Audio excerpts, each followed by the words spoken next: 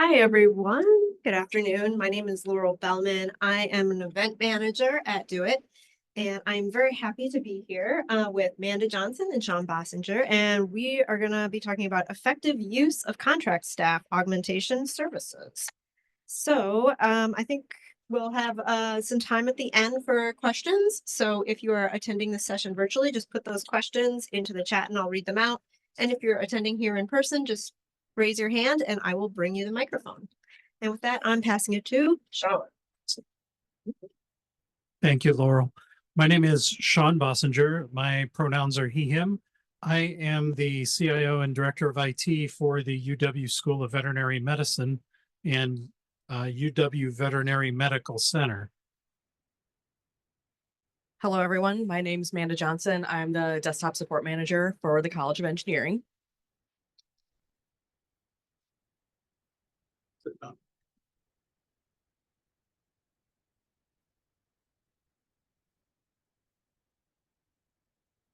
Okay, so today we are going to talk about our experiences with contracting employees. So we'll talk about what contract staffing aug is, what challenges we've run into, how do we work with vendors, some challenges that we've run into, and then tips if you are looking to do something like this.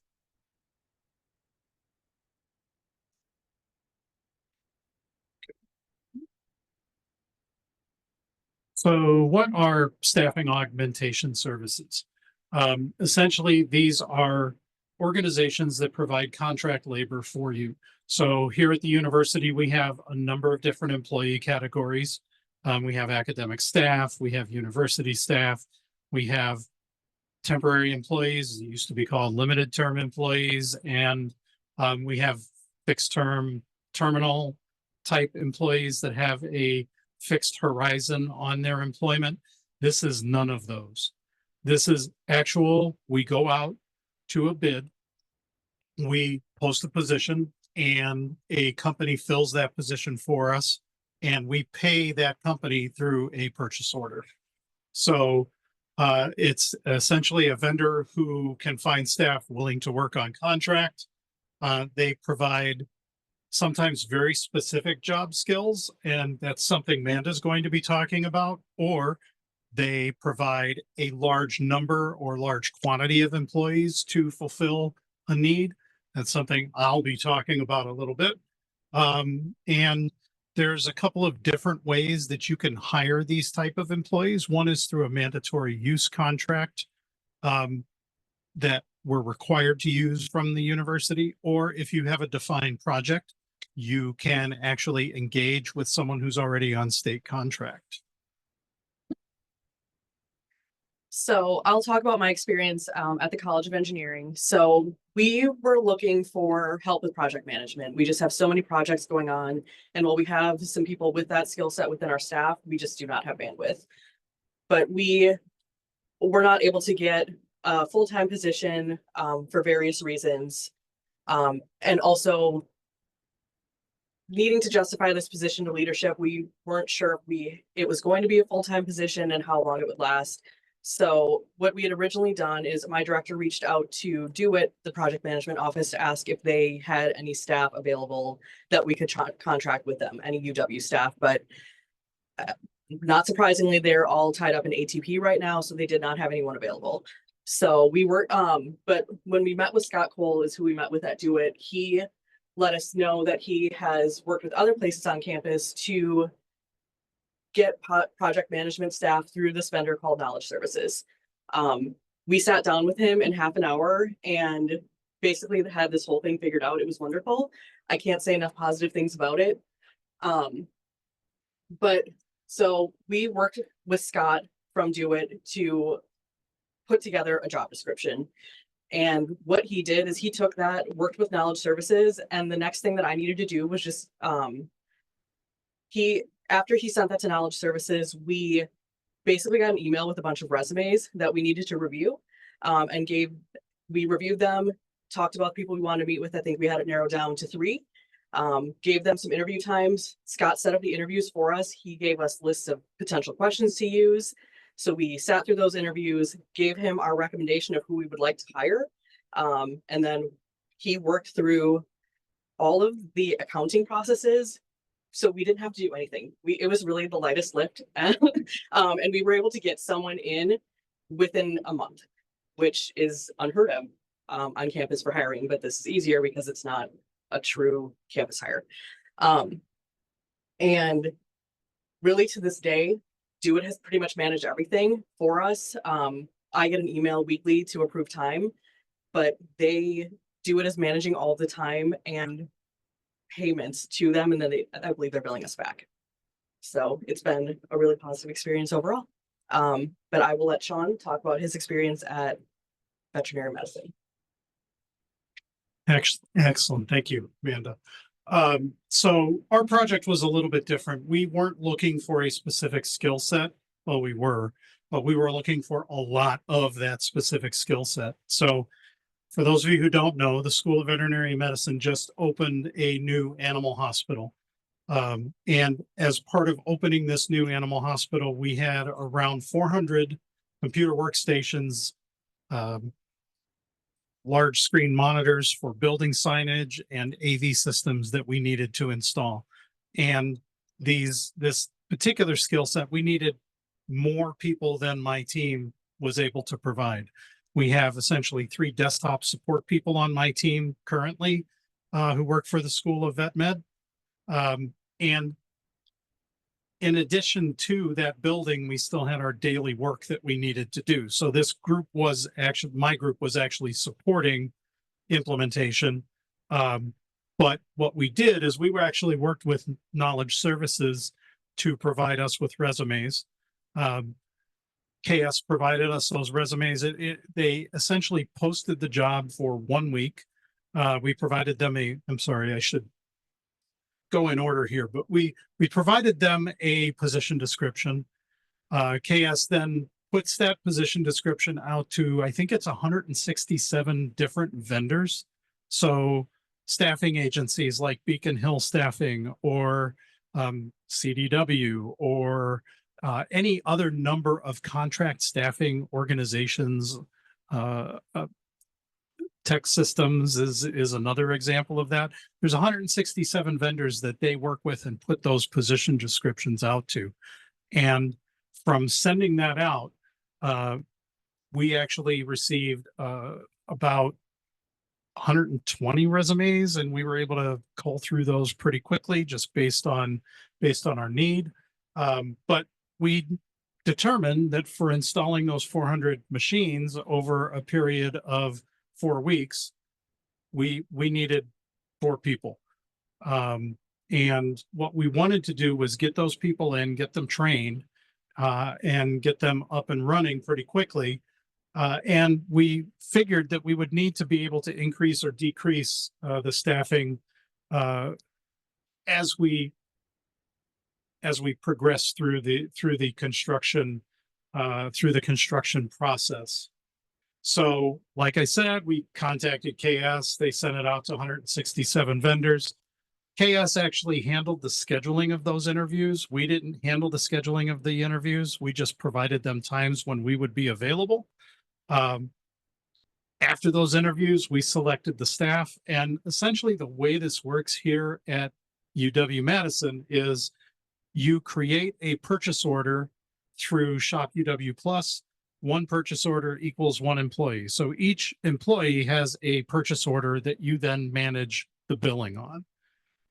And unlike Manda, who has been working through DoIT and DoIT approves the time, this is actually a burden that we've taken on at the School of Veterinary Medicine.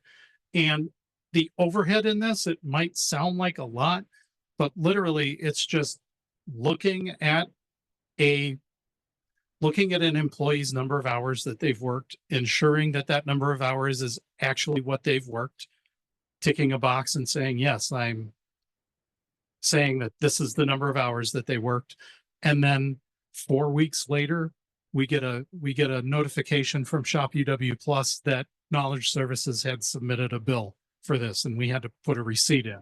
So it's literally a very small lift. from start to finish, from actual posting of the job position to actually getting someone walking through the door, it was 3 weeks for us. We had 4 employees working for us. So it was a very rapid turnaround for our team. So some of the challenges to be aware of on this, yes, timekeeping is a little bit more involved because you're not just using the my.wisc.edu portal to approve time. You're actually using Knowledge Services portal to approve time that the employee submits through their vendor.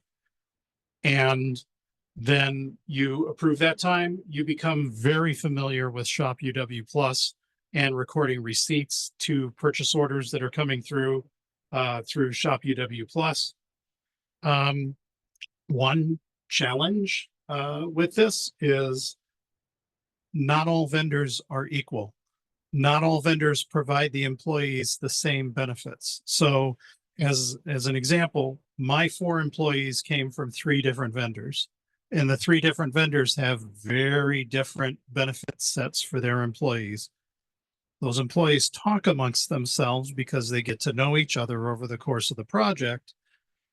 And that might become a bit of a problem for you, especially on a longer term project, because an employee may want different benefits for themselves and may actively look for another vendor to work for. In which case, if they leave the vendor that they are currently working for, they actually leave your employment because they get replaced by the vendor. In other words, it's Knowledge Services that we work with.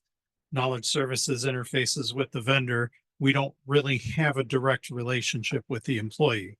All they're doing is showing up here to work. One of the other things is that performance issues, like all other management, performance issues is still a thing. And for this particular type of employee, you really don't need to spend a lot of time managing performance. If the person is not working out with the skill set, or they have misrepresented their skill set somehow during the interview process, you can literally terminate their contract that same day. And then you work with Knowledge Services to bring someone else in.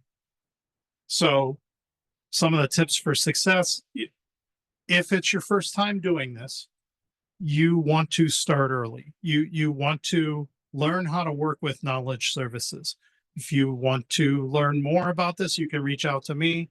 I know the people at Knowledge Services. I can connect you with someone there, and I'm very happy to do that. There are 2 people at Knowledge Services that serve the state of Wisconsin for this mandatory use contract, and I can get you connected with either of them.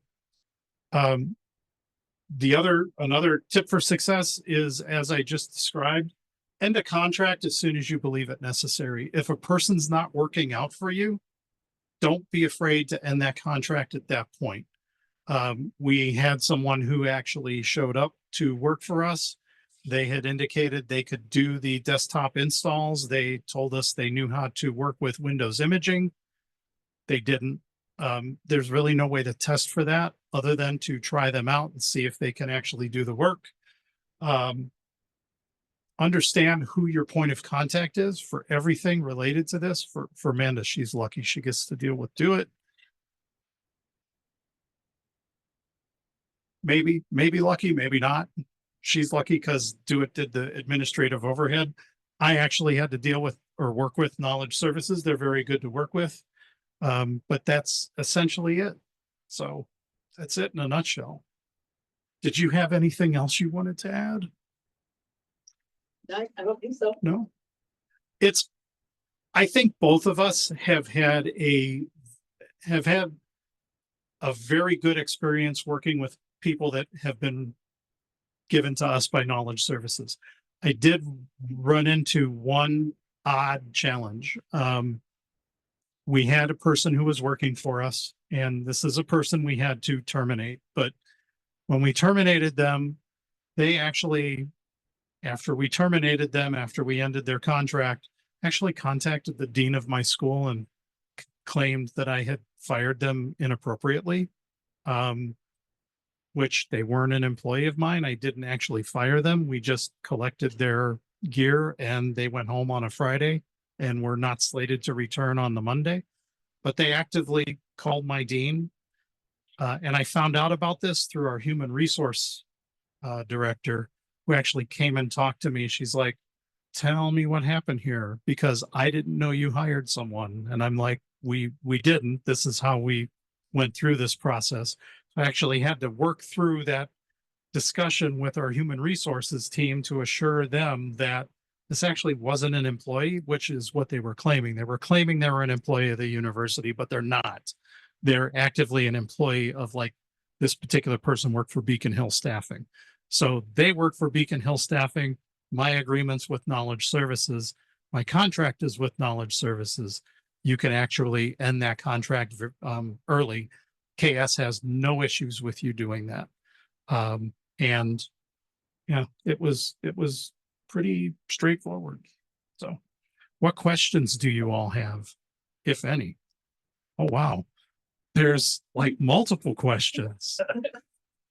You have a preference? Where do you want me to walk to first? Why don't we start over on the east side of the room? That's you. Hi, my name is Brian Shelberg. We work with recreation and well-being. We had recently opened a new building as well, across the street. When you do this process, how do you handle security in terms of your network access and just building access in general? Sure. So can I just talk? Can you all hear me? Yep, okay. So that's a good question. So for these particular employees, what we did is we set them up with $0 appointments. And we used laptops that we have for our organization that have for Microsoft licensing. Essentially what we did was we have the multi-user licensing that you have on the laptop. So we let them use the laptops because the $0 appointment doesn't grant them access to the Office applications. Gives them email calendar, which we did use that to communicate with them.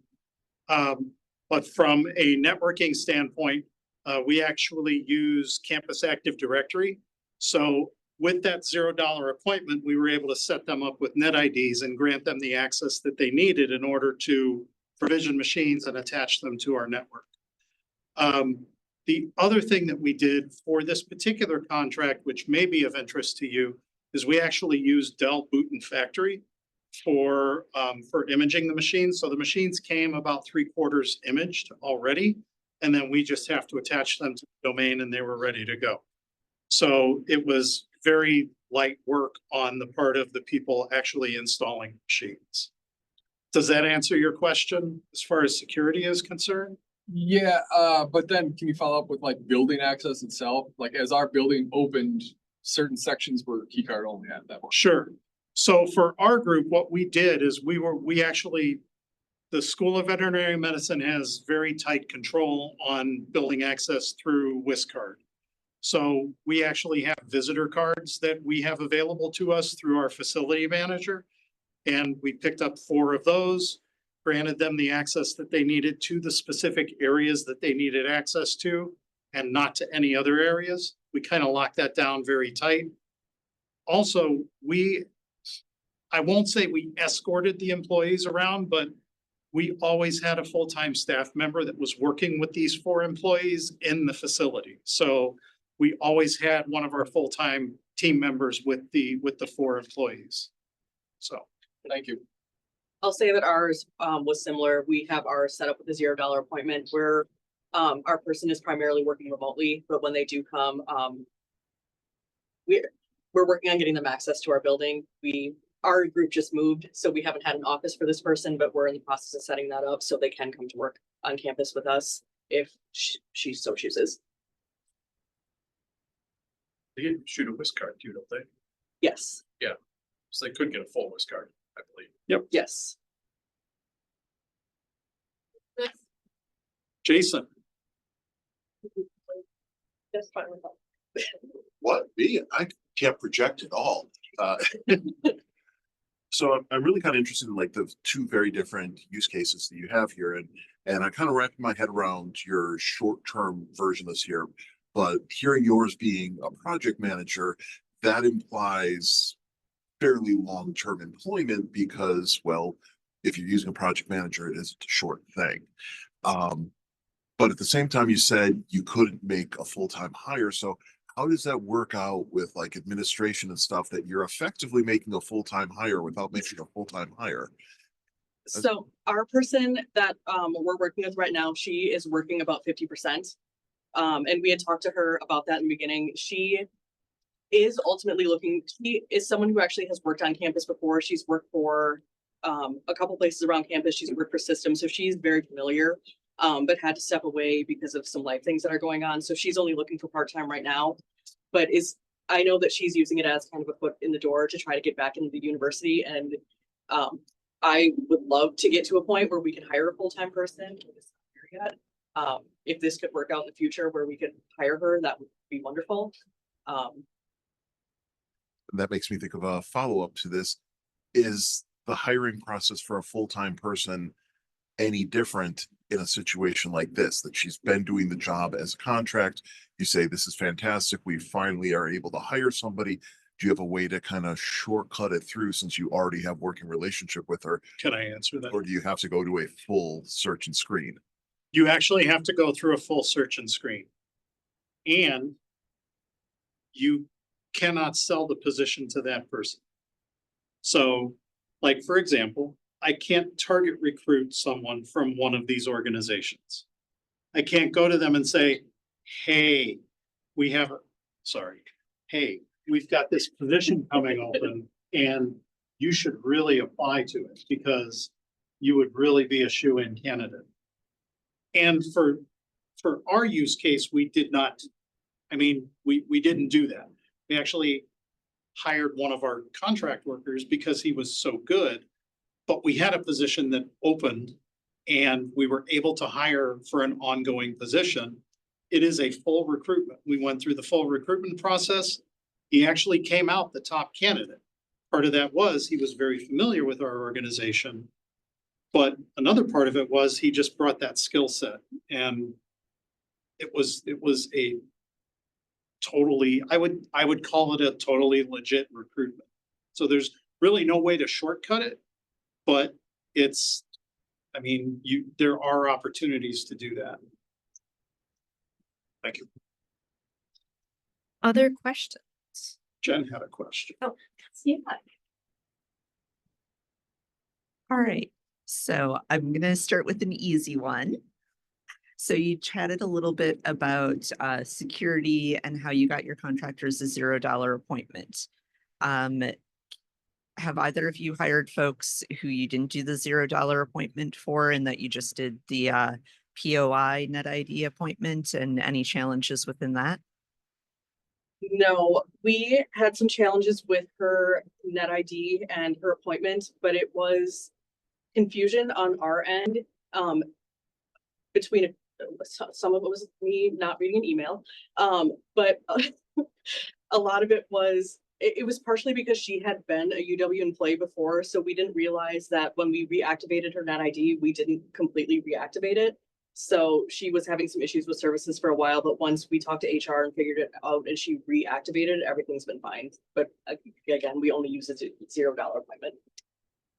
I think to kind of dovetail on that, we probably would not set up a $0 appointment. We probably would go the route of setting up a POI type net ID for another hire like this if we were to go that route again.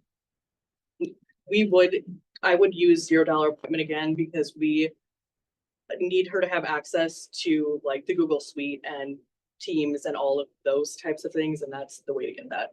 Yep, and that was going to be one of my follow-ups were the changes in Do It policy around who is allowed to have access to the different tools, specifically limiting that access to POI appointments and $0 appointments. Have you noticed a negative impact? And I think you touched on that a little bit with the security and the tools and having to have a laptop that was issued for multiple users as a workaround for that. I know that was a surprise when it rolled out, because with all of the communications, it seemed a little bit lacking that like, oh, hey, your Do-It issued laptop with your installed programs that you've been using for 6 months of your 1-year contract, all of a sudden you're not going to be able to sign into any of those anymore. We ran into that problem not only with this set of employees, because this set of employees bridged the timeline when Do-It made that effective. We were actively preparing for it with our emeritus faculty, all of whom have a $0 appointment so that they could maintain access to their Microsoft suite, because they are still doing productive work for the institution. They're just not being paid for it. So. And then final question, this is going to be an easy one as well. Well, maybe.